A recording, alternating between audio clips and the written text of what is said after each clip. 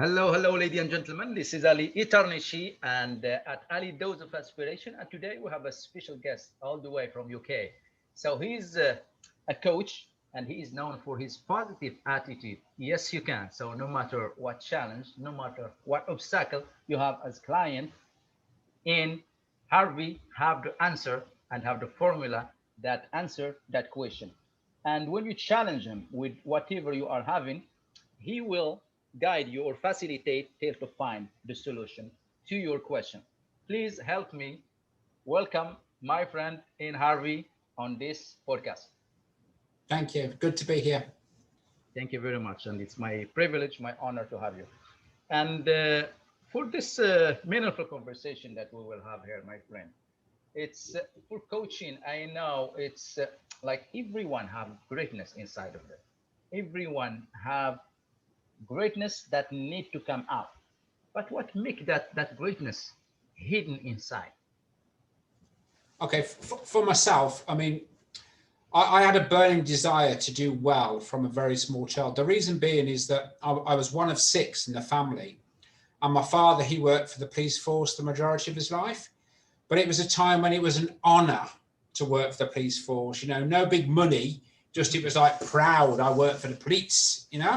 Hmm. But having six children, he didn't earn enough money. And so we were hungry and always having to go without, you know, because it's just the way it was.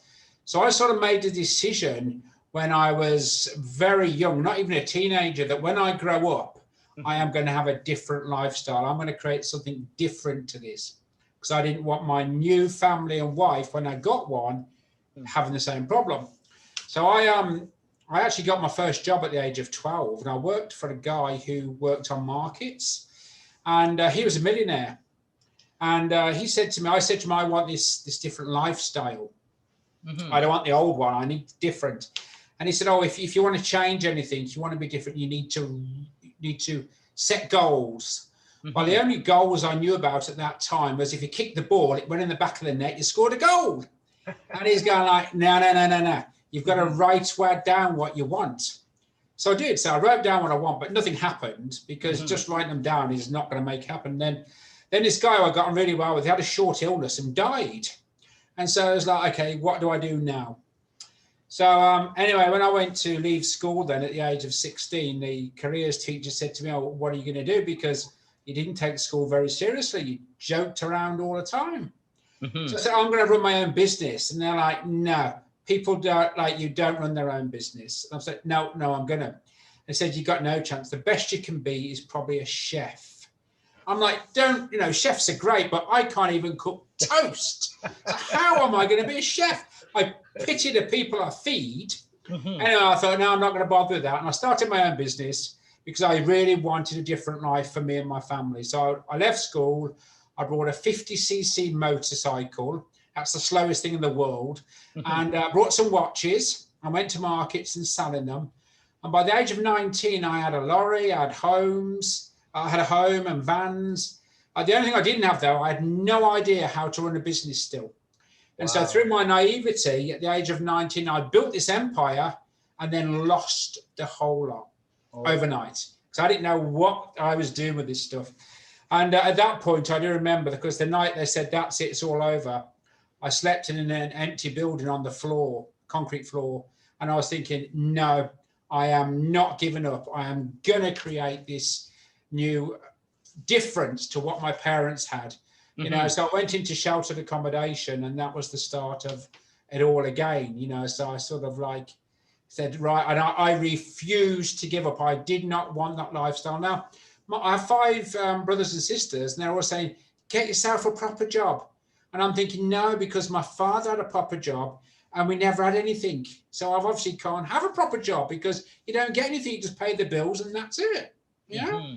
So I'm like, no, I'm not going to do that. I'm not going to take a proper job. And anyway, what happened was I thought, I'm going to run my own business. I need to run my own business.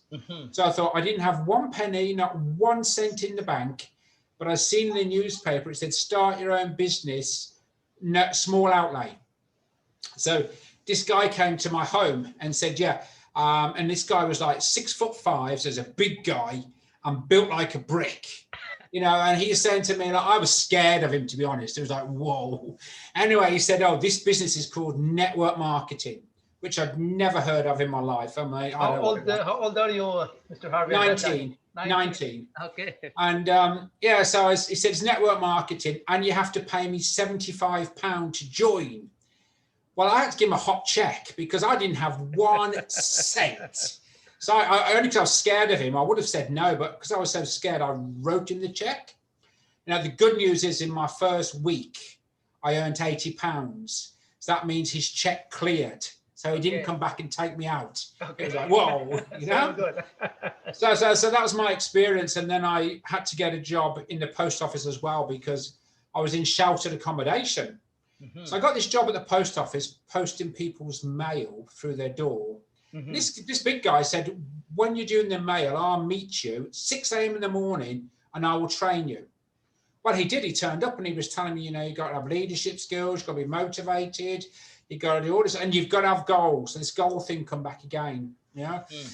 So anyway, so he did that, but he got me so pumped up.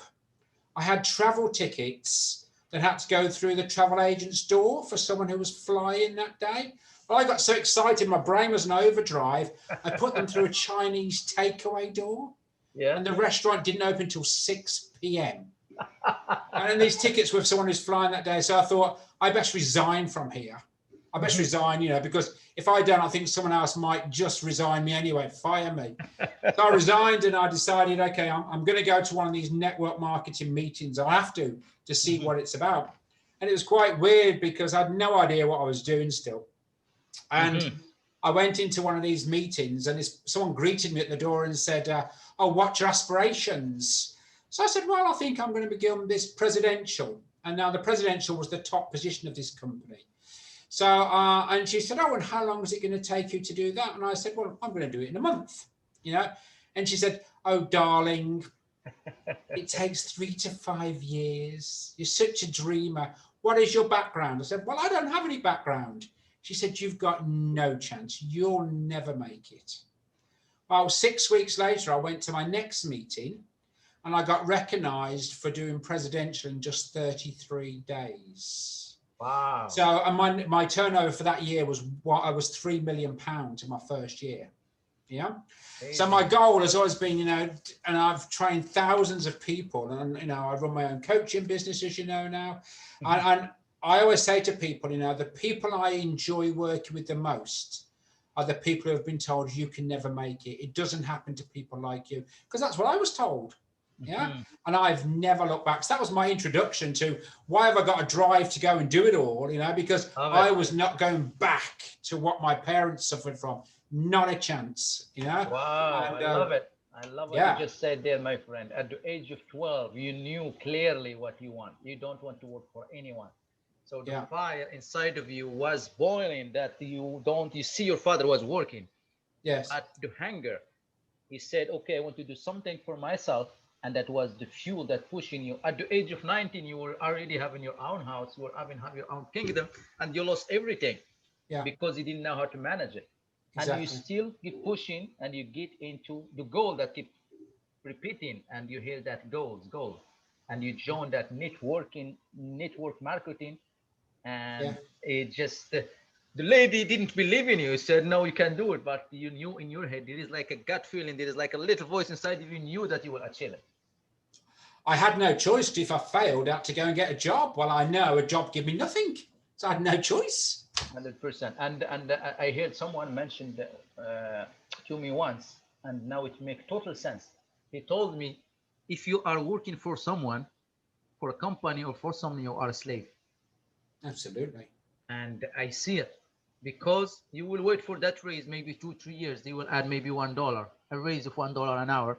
If you want to get your vacation or something, you have to wait, maybe work 1 year to get 20 days. But you don't see your income multiplying or tripling or more and more. But you will do that when you are entrepreneur or you own your own business. Yeah. And that will just bring me to the next question, my friend, is like you see, like you said, you like to work with people who hear that you can do it. Yeah. And is that the foundation that you know that they have that hunger? They are hungry for success and recognition. Yeah. The thing is that, you know, some people are born with a golden spoon. They're given everything and there's no value to it.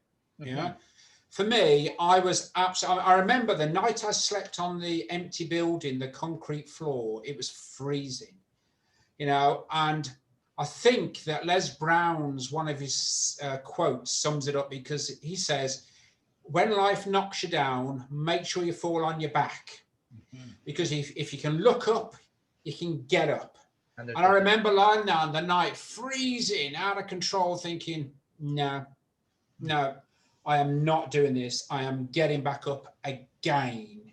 And of course I did. And you know, I tend to specialize because I really like to see people develop.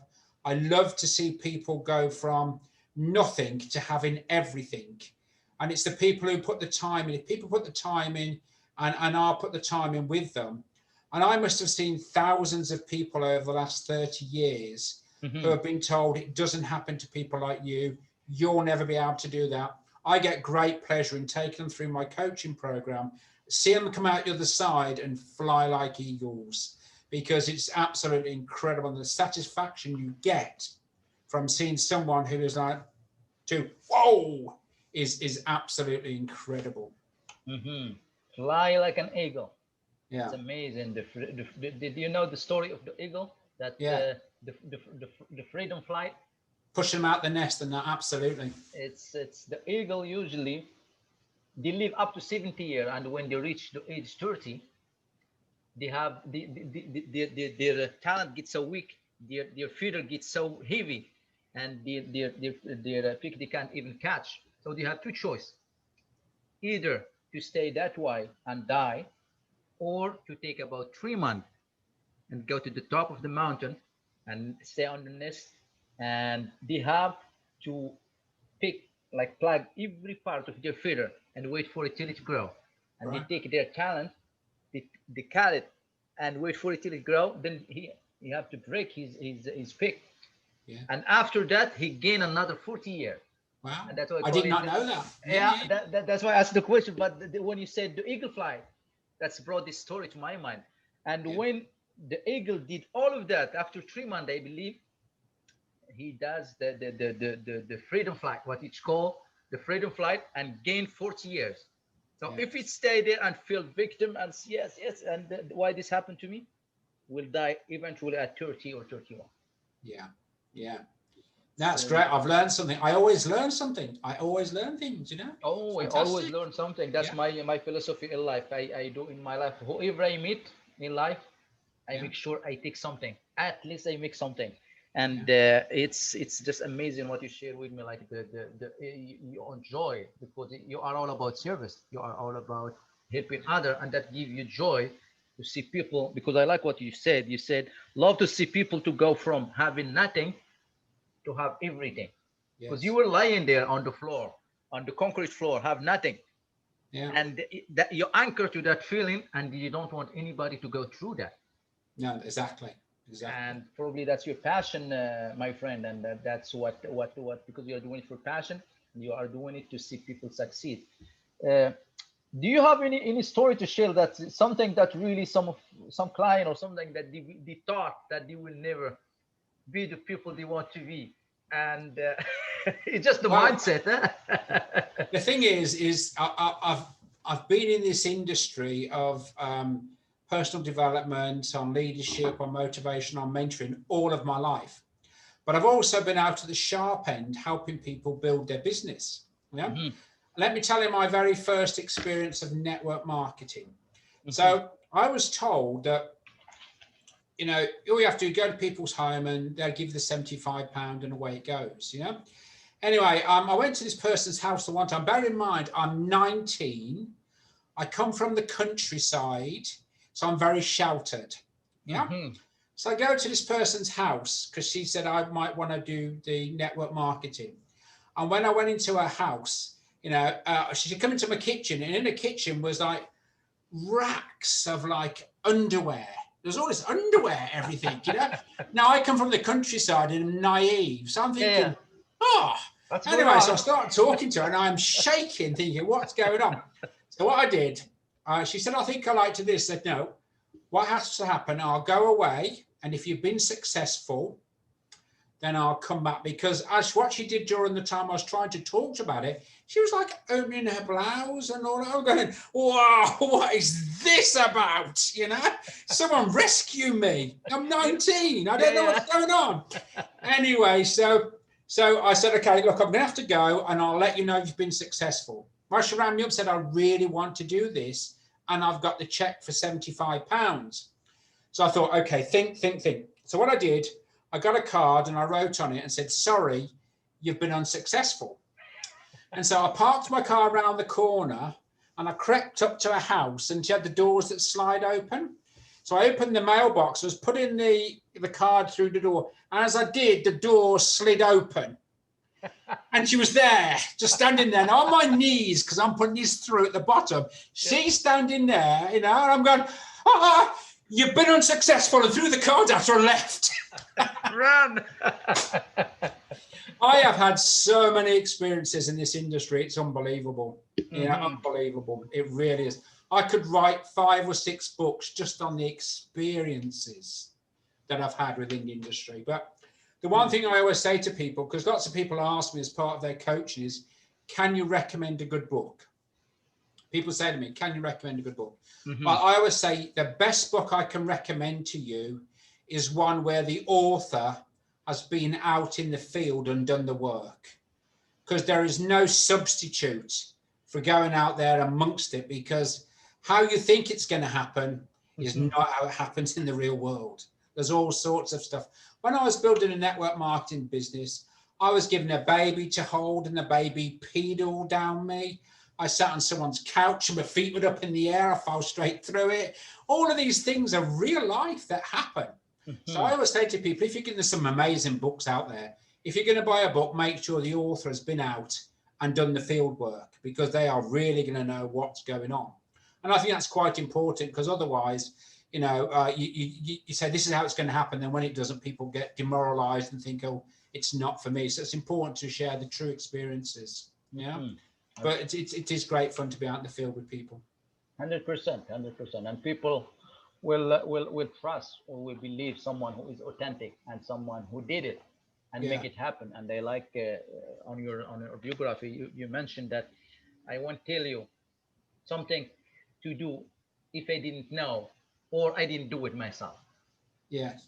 And that's powerful right there, because you did it and you've been there, and you know how it is. And we have a saying back home in Morocco. It's say, listen to the patient, not to the doctor. Yes. If the patient been there and he felt it and he went through it, the doctor, yes, will give you the medication, will tell you, but he didn't go through it and he didn't live it, he didn't experience it. And the patient will showcase it to you because he's been through that. And what does being authentic in this What was that, sorry? Being authentic in this field. I'm not quite sure what the last word is you're asking me. The question is being authentic. Oh, being authentic. What does it mean, like in this field? Oh, well, I think, you know, that you have to be genuine. There's no doubt about this, you know. If you're not real with people, you see, when I train people in network marketing, I mean, I mainly spend my time now on coaching and motivation, leadership and public speaking. But when I'm training people, I always say to them, you know, because people say, oh, this industry is easy. You know, and of course, what happens then is people go and knock on the door and someone says no, and they get rejected. And then by about number 3 or number 4, now they go to the first person who says no. The second person says no. Their enthusiasm disappears. By the third one, it's like, I'm sure you're not interested, but would you? And they're like, no. So what I always tell people to do is, right, you cannot bring anyone into this business until you have got at least 10 people who will say no to you. Now they go to the first person and the first person says no, and it's like, great. The second person says no, it's like, yes. The third person says no. So they get better all the time, because I always say, if you don't get 10 people saying no, then I will not work with you. And so they get, you know, more excited. So by the time they get number 5 and number 6, someone says, they're so enthusiastic, so they get near that 10 no's. It's like, someone says yes. And so it's the opposite way around, but it's the real world stuff. I once had someone who I did recruit, and I said, you have to go and get 10 people say no before I will work with you. Well, I had a message on my phone, and it was this person saying, please ring me, please ring me, please ring me. I was on an appointment. So anyway, so I rang the guy up, and he said, look, I know you said I have to get 10 people saying no, but I've only got 6. This person's got the money. She really wants to join. Can she please join? So I'm like, okay, on this occasion, you can let them join. Well, I got home and my wife said, are you actually losing it? And I was like, why would you say that to me? She said, I've had some guy on the phone all afternoon. He wants to recruit someone. I told him to recruit, and he said, no, Ian said I can't recruit him, so I've got 10 no's. So I said, oh, well, let me have to explain this, you see. So I always, people, you've got to tell people the truth. You've got to be authentic. You've got to say, this is how it really works. People will let you down. People will disappoint you, but you'll also get your acres of diamonds. But you just have to go and get through the rough time and find the diamonds, and then we can polish them up and give you proper diamonds. Beautiful. Yeah?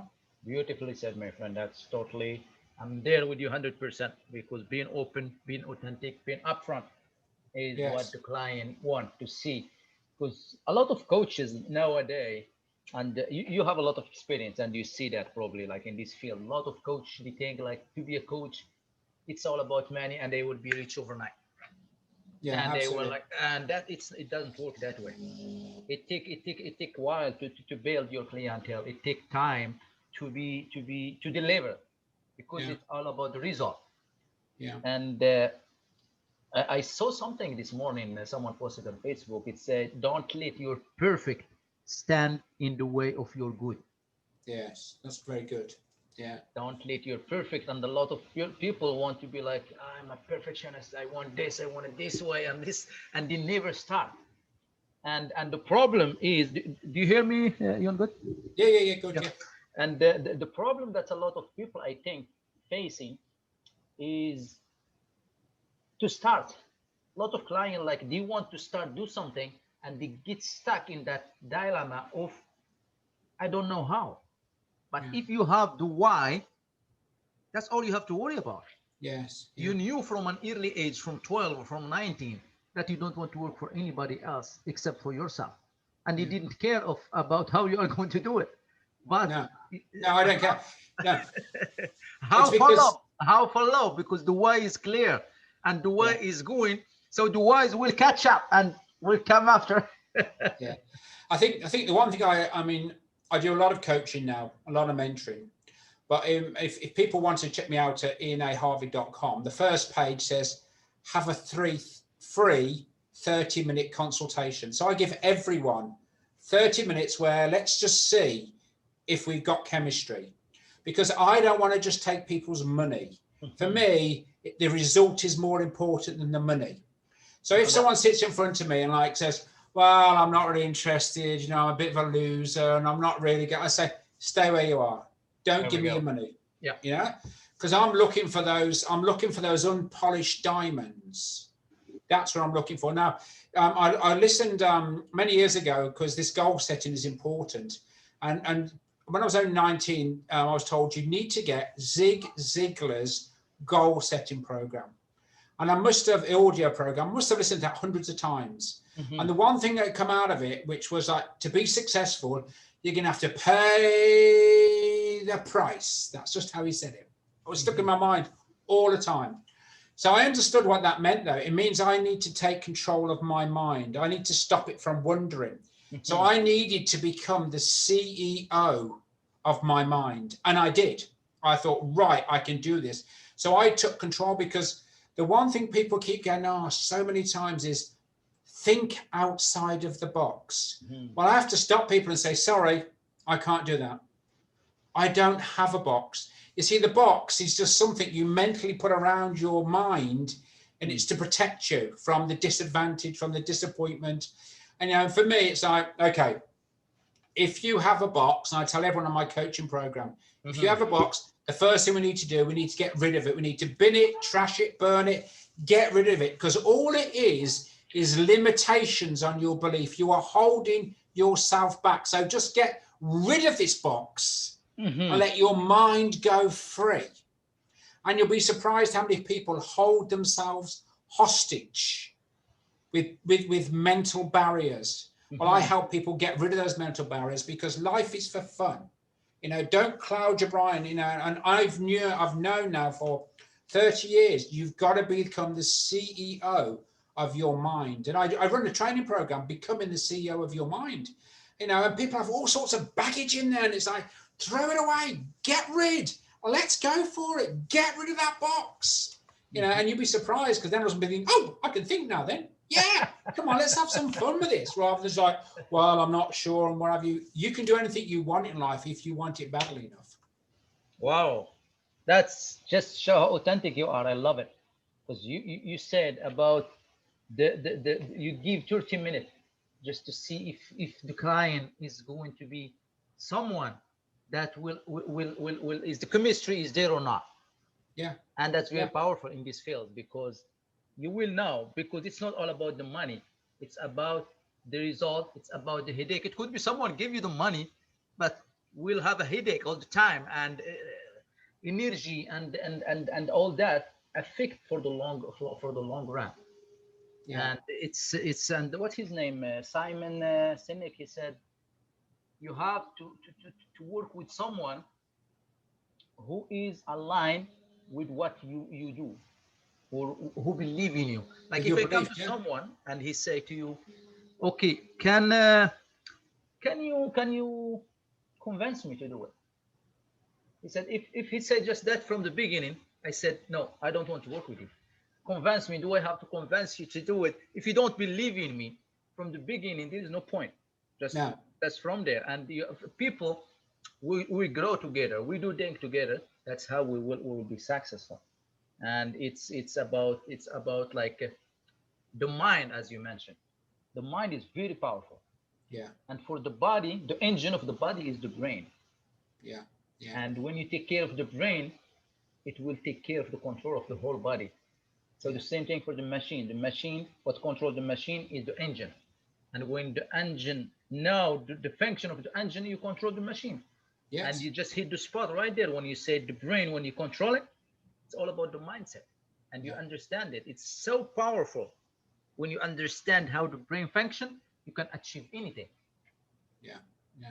I mean, there's a couple of things out there right now because part of my coaching program, you see, I want people to get a result. I want them to feel how I felt when I made it. You know, I want them to feel like, okay, you are now on this concrete floor looking up, but you're looking up so you can get up and let's get this job done. There's a couple of things that hold people back a lot. The one thing that holds people back a lot is the television, because at the moment, people love to be part of a drama. And so everyone is this. Some people are telling me, I'm listening to the TV for 6, 8, 10 hours. I'm listening all about the virus. And I'm saying, what can you do about the virus? And they can do nothing. They're becoming experts in the virus. And I'm saying, invest that time in yourself, in personal development. Read the books, get the audio programs. You can do nothing about the virus. It's slowing you down. It's putting the cage back on you. Leave it alone. But the biggest thing that people have now, that television used to be the biggest thing. The new biggest thing now is this. I don't know if you can see it. It's the cell phone. Because what happens is people get on there, they get the head down, and they're scrolling for hours. All you can see is like bowl patches. It's like scroll. You know, and I even seen a guy walking through our village with his head down, scrolling, and boom, he hit a post. He had to get the ambulance and go to the hospital. His head was all blood, you know. And it's like, with this cell phone, with the mobile phone, do what you've got to do with it, turn it off and put it out the way. Ignore it then and get on with your work. Because people are like drifting. He's in the ambulance and probably still looking at his phone. Yeah, it's like it's taken over from the television because everyone streams now. And people, I'm convinced that the next new product on the market has got to be a product for neck ache, because everyone's got their heads down. They are going to have a bad neck, you know. So it's like, give them some pills to get their neck right. And it's true. It's like crazy out there. 100%, 100%. And the TV and the phone are the biggest enemy, yeah? For are the dream killer. That's what they call Yeah, them. TV and the phone. yeah, And the last few months, actually, I reduced like not watching TV and the phone. And it's amazing how much connection you get just by writing, by reading books, and just the connection with who you are. yeah, yeah. And nowadays, the society is missing that connection. You see the parents sitting at the same table, having lunch or supper, sending a message to his mom. Mom, supper was good. Instead of telling it to her at the Yeah, same table, exactly. sending a text message. Yeah. Well, in our house, I have 4 daughters and we have 6 grandchildren. And when we're having like dinner, which we do, they all come occasionally, it's like, okay, leave your phone out of the room. Because otherwise, even when we're having dinner, Yeah. it's like, put your phone down and let's have a conversation. Let's Hmm. talk about something. Rather than it's like, just, get rid of it. Let's get a life. Exactly. And if you just use that like 6 hour, 5 hour, like you use on the phone, Yeah. imagine like you use that one like 5 hour a week, Yeah. not even like the problem like 3 hour a day or sometimes more, just on Facebook or social media on news. If you use that one for self development, you will be ahead of the game big time, and you will Massively. have like a business on your own. But people don't see that way. They just see, oh look what actor he's doing. Look at he just get divorced. Oh, I feel sorry for that actress. You have more thing in your life than that actress. He got it done. He got it achieved. So he worry about your own. I agree with you. I agree. But the problem is just like people. It's I think it's been programmed. People being brainwashed, but it's the brainwashed themselves by themselves. Yes. Yeah. I Cause tell you what is going to happen though. hmm, There's a definite shift going on, and we're not going to go back. I mean, last year I did over 100 flights, and it was off the flight. Give me the microphone. Let me talk to hundreds of people or thousands of people. Back on the flight. Next one. Give me the microphone, and that was very expensive. So now I had to retrain to talk to this computer screen that never answers me back. So that's quite rare. So anyway, so I had to adjust. The thing is now I don't need to pay for hotel rooms.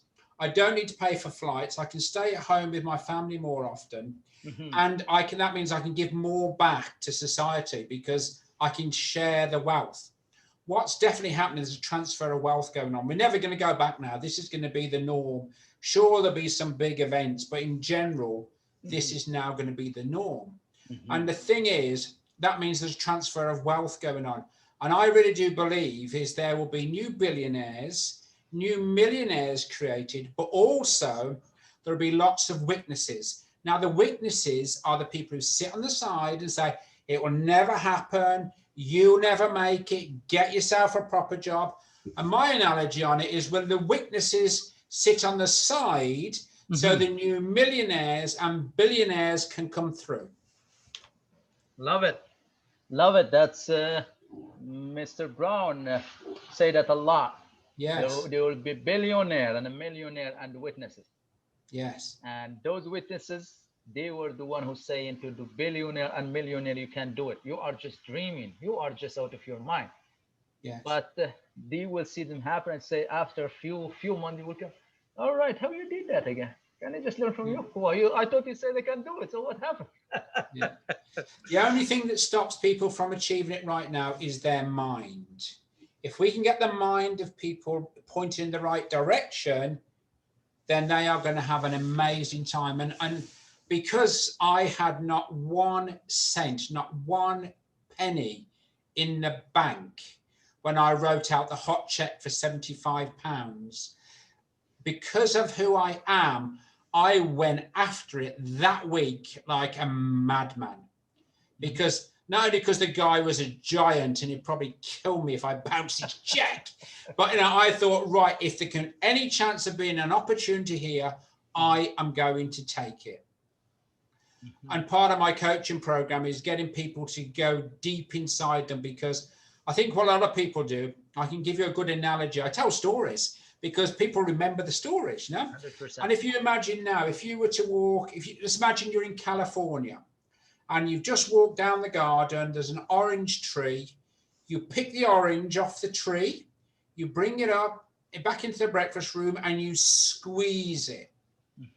Now you've picked this off the tree, you've squeezed it, but orange juice didn't come out.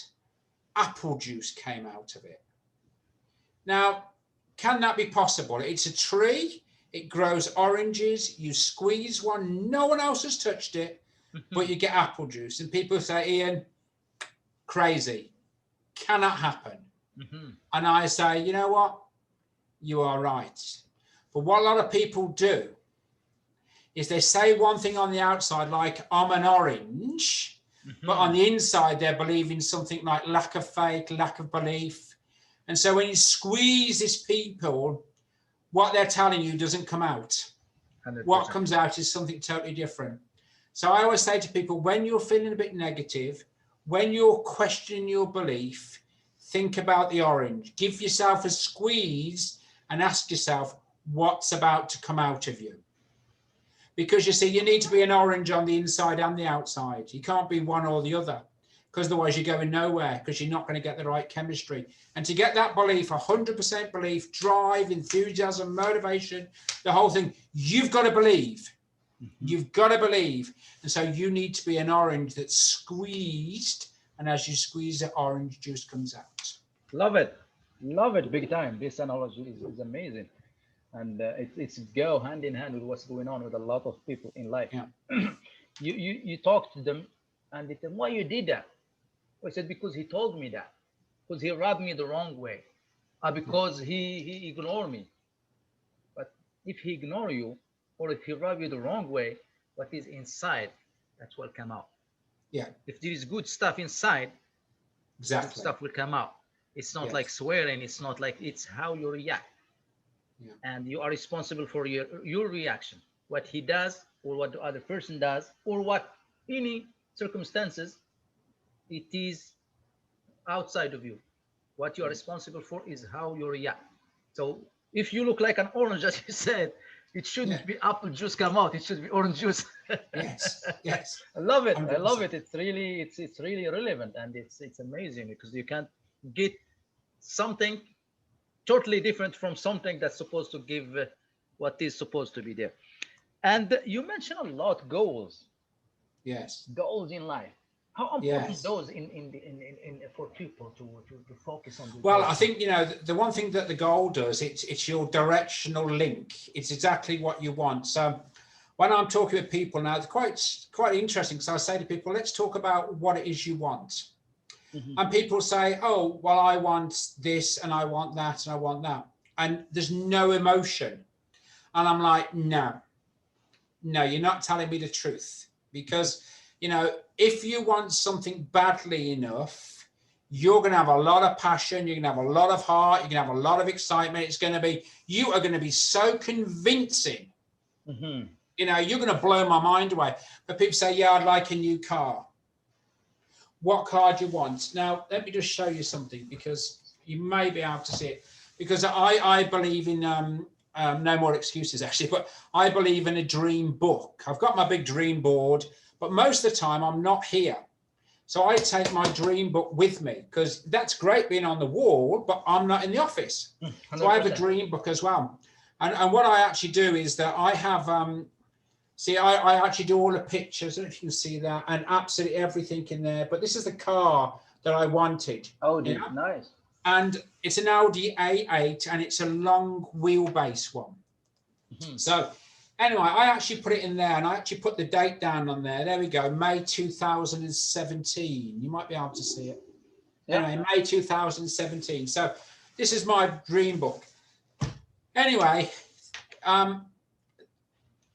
this was my dream car, but it was, I can tell you all about it. I can tell you what engine's in it.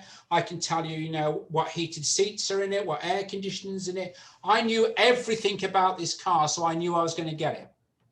So if you say, oh, I want a new car like a Mercedes, and tell me about this Mercedes then. Well, I want a Mercedes. Well, you're not going to get it. Specific. Because there's nothing there, you know.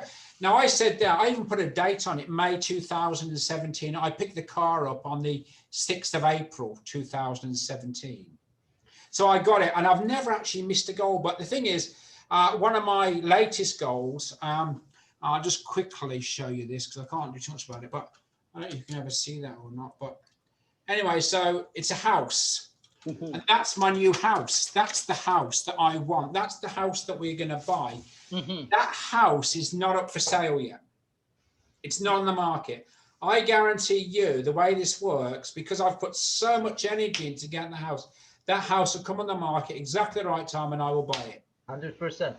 I believe 110%. Yeah, because it's all about visualization. Yeah, absolutely. And not only that, we do, we obviously get the dream books and what have you. Then we do all the affirmations behind it to make sure we get it. Like for this house, for example, I'm extremely grateful and thankful that now we have brought and live in our dream house, which is, and I can tell you the address, I can tell you everything. I drive past that house every day to go and get coffee. I don't need to, I detour. Every day I drive past that house. Every day I sit outside that house for 10 minutes and visualize it. The people who live there probably think some nutter outside looking at our house. But you know, this is how it works. You back it with affirmations, you back it up with your dream card. You are grateful for what you're getting and it works 100% of the time. But I always say to someone, if you can't feel that in your heart, if your goal doesn't scare you, it's not big enough. It's not big enough. Because, you know, I can say, oh, yeah, I want a new car, and that's fine, I get a new car. But what new car do you want? What's it about? What color? The whole thing, you know? 100%. If your goals doesn't scare you, it's not big enough. Correct. Love that. And that's just remind me of what his name, Tony Robbins. He used to be like a janitor, and he said, I was like a janitor, and they see like 2 years from that, he said I was visualizing, and they knew I will have my own big house, and he the same thing he described. Yeah. And like that big house with a big swimming pool, and they will have my own like jet, like my own plane and stuff like that. And he's talking about that story, and he said that house with the office facing the ocean and everything, and now I have it. It's about dedication, it's about commitment, it's about goals. That you said, you have to be specific. I want that Mercedes, but you don't just say I want that Mercedes. What color of Mercedes, which year, which that, and you become, because wherever emotion go, wherever energy goes, emotion, wherever emotion flow, energy go. Yeah, absolutely. 100% of the time. 100%, my friend, 100%. And you just give us some golden nugget, dreams book, affirmation, and just you have to back up that with work. We don't just sit there and say, okay, I want that house, that beautiful house, and sit there and hope for I pray to God that will happen.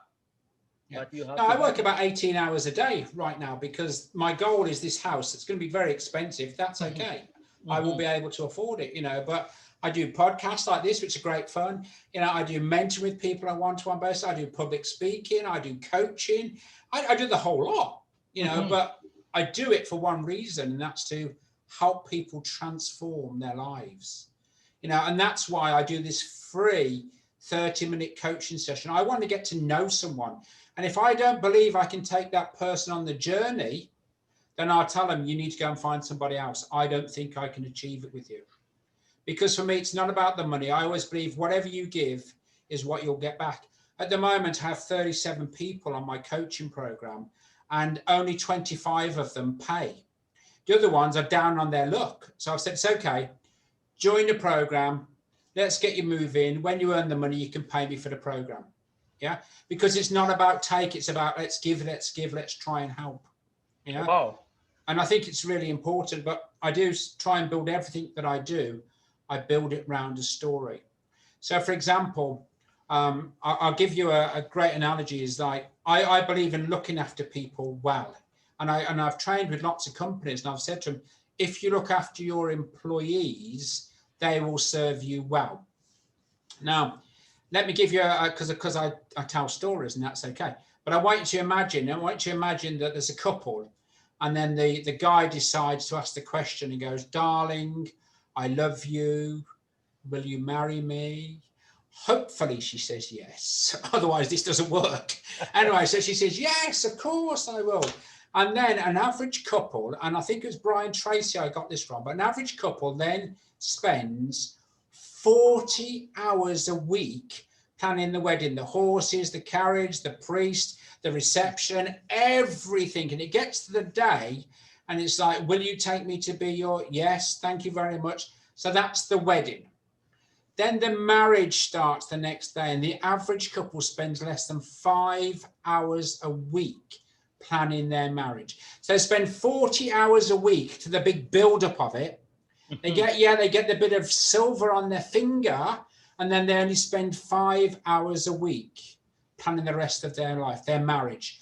Well, it's the wrong way around, you see. And that's why I always tell employers, because I do a lot of coaching for some firms, and I'm saying, you know, if you put all the energy into recruiting the right person, and then you don't back it up and look after them, then you're going to lose them. And that's why we have the largest divorce rate in the world in the UK now. And that's because people don't care. They put too much energy into getting the deal done, but they don't look after their employees. Love it. And that's with my coaching program. You know, it's one thing to say, yeah, okay, come and join my coaching program. But if I don't give them 100% service, then I'm doing them an injustice. Because I need to give them 35 years of experience. That's what I need to give them. I know I say to people, you know, this is going to be like a marriage, this is, but we're going to put a lot of energy into their marriage, not just the wedding. Wow. That just reminds me of The Bank of Emotion by Stephen Covey. He said, like people, like just like what you said, but he said, like, you have to have emotional, bank of emotion. When you deposit, it will grow.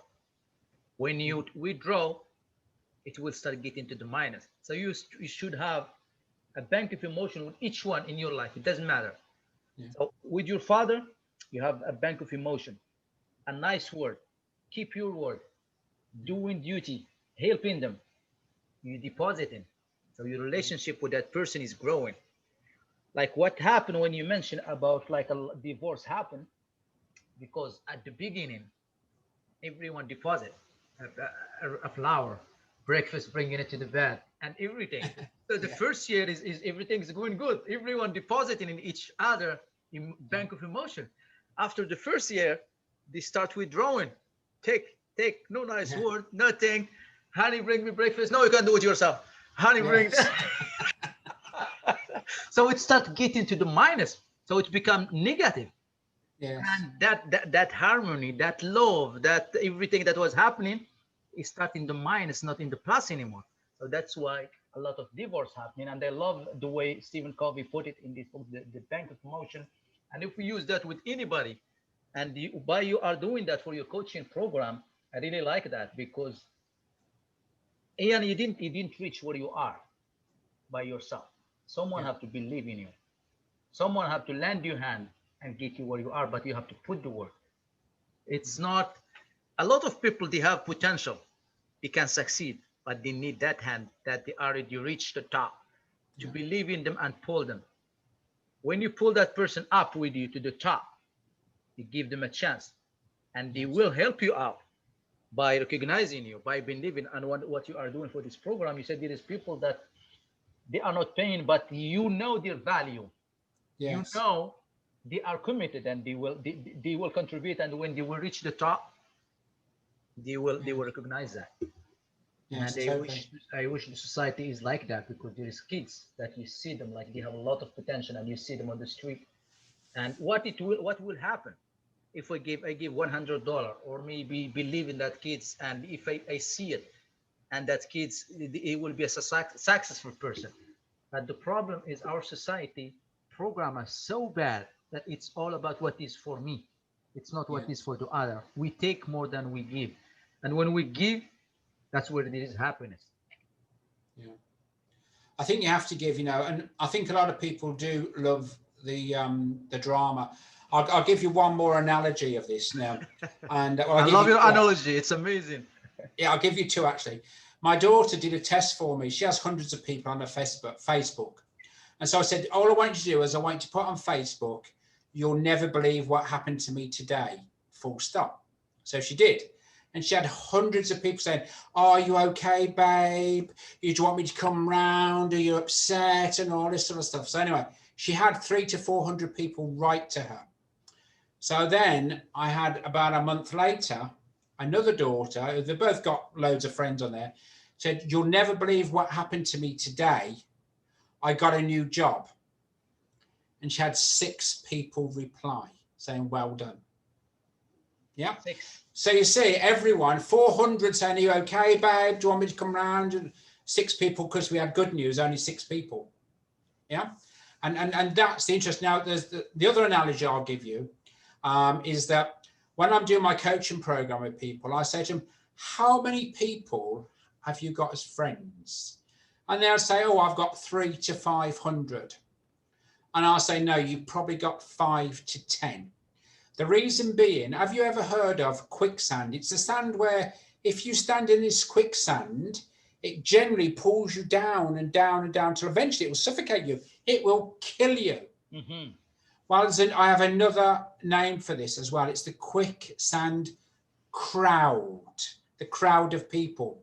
And these are the people who say to you, "It will never happen. Get yourself a proper job. Go to the pub." They're constantly pulling you down, just like quicksand. Mm-hmm. And I call them the quicksand crowd. They are people who just don't want you to be successful. And what you have to learn to do, you have to learn to park those people out of your business. And, the 5 to 10 people are left will be more value to you than the 400 people telling you it can't happen. There'll be so much more value to you. Mm-hmm. And we all know that, 95% of the money goes to 5% of the people. And they're the people that get rid of this quicksand crowd. They're the people who only surround themselves with people who are encouraging them to do well. Yeah, they're the ones that, and then obviously 5% of the money goes to 95% of the people. They're the people at the pub. They're the people that tell you it'll never happen. They're the people that say it doesn't happen to people like you. Yeah. Well, I've always wanted to be in the 5% that earns 95% of the money, because then I can give back to society and help lots of people. And I guarantee you that you will be successful, and you already are, because you see what is on the other side. You've been there and you lived it, and you give back. Yeah. And the abundance, because you act from a place of abundance. It's not a place of scarcity. No. Unfortunately, there is some people, they are so poor, all they have is money. Yeah. And you know what? Because they are not grateful. Yeah. And a lot of people will say, "Okay, I will be grateful when I'm happy." That will never happen. That will never happen. No, it's the wrong way around. Be grateful, and you will be happy with 1 penny in your pocket. Yeah, yes, it's the wrong way around. People always say that, "Oh, when I'm rich, I'll be happy." And it's like, no, you get happy and you'll become rich. You will never reach that. And I think we have 3 minutes left. Okay. And we will wrap up this. I really like those 2 analogies you used for your daughter, like 300 common for like just being a victim or try to get attention. Yes. And when you do something that's proper about responsibility, about commitment, 6 common. Yeah. Yeah.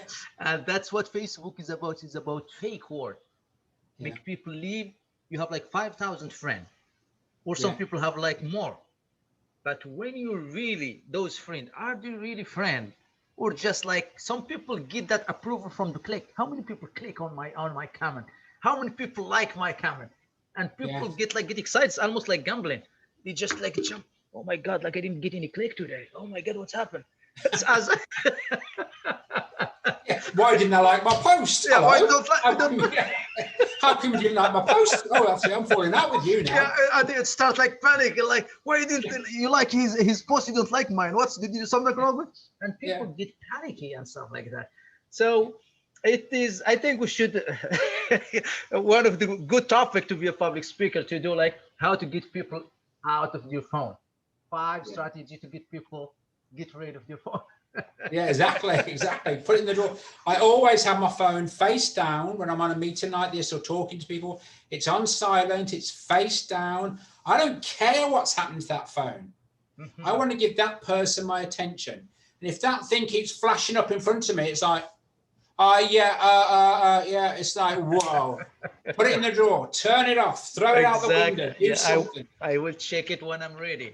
It's not like the phone is going to control me. I am controlling the phone.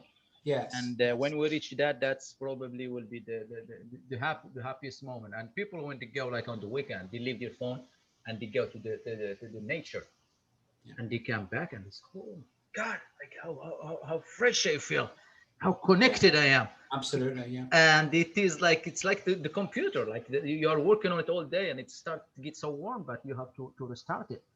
And Yeah. you start it and it's like all nice and fresh and it's working and it's not slow. The same thing with our brain. And the studies show that if you are in front of the screen of the phone for a while, like it show all around the brain, it's Yeah. actually kill a lot of cells in your brain, and you become kind of slow to react to information. You'll never see me with this phone. You'll never see me doing that with the phone ever. I always have a link, because I've seen all the research, you know, these things, because I've seen all the research, and if you have your brain there, it warms up your brain. It does. You know, and for me, it's like, nah, I'll have a cold brain, thank you. Yeah, I will keep my brain fresh. Yeah, absolutely.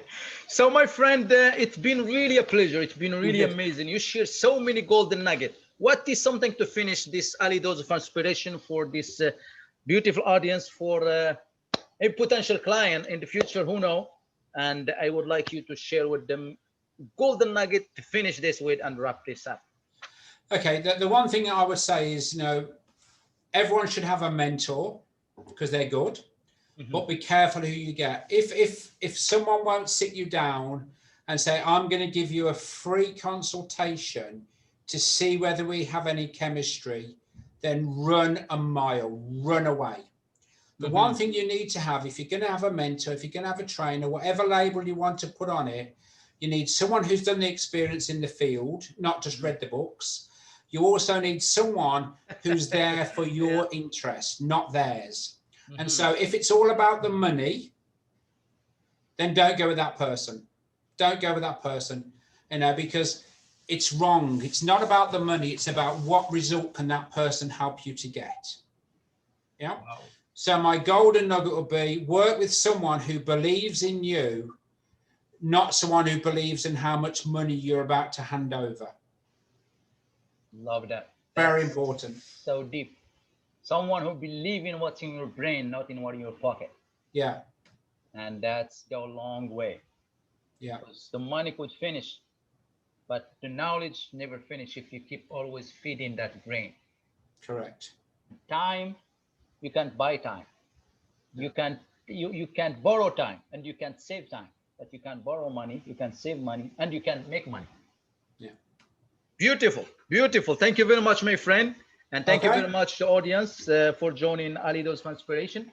And I appreciate my guest today. He been so wonderful and shared so many amazing golden nuggets. Thanks, my friend. It's been great. Okay, we'll do it again soon.